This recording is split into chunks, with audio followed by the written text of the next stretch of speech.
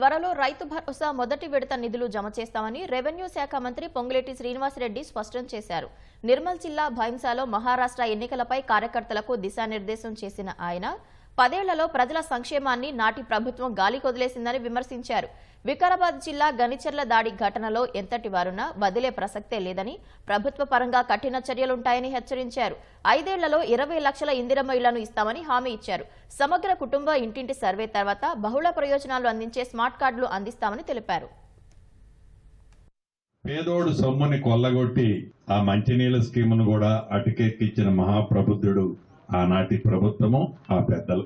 రైతులు రాజు చేసే దాంట్లో పండించిన పంటకి గిట్టుబాటు ధరతో పాటు అభివృద్ధి సంక్షేమాన్ని 2 కళ్ళలా చూస్తూ రైతు భరోసాని ఒక కిస్తీనైతే ఇమ్మీడియట్లీగా కూడా ఇవ్వాలన్నది చిత్తశుద్ధితో ఈ ప్రభుత్వం పనిచేస్తుంది.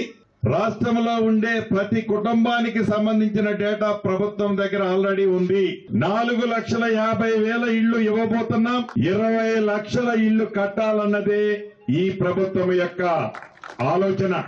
ఉద్యోగస్తుల్ని భయభ్రాంతుల్ని చేసి ఎవరైతే కొంతమంది పింక్ కలర్ నాయకులు, అందుట్లో మామూలు నాయకులు కాదు అసలు నాయకులు పాత్ర ఉందో ఆ పాత్ర అంతా ఈ రాష్ట్ర ప్రభుత్వం ఎక్స్రే తీసినట్టు తప్పు చేసిన ప్రతి వాడిని ఈ ప్రభుత్వం వదిలిపెట్టదని కూడా ఈ వేదిక మీద నుంచి తెలియజేస్తున్నాను.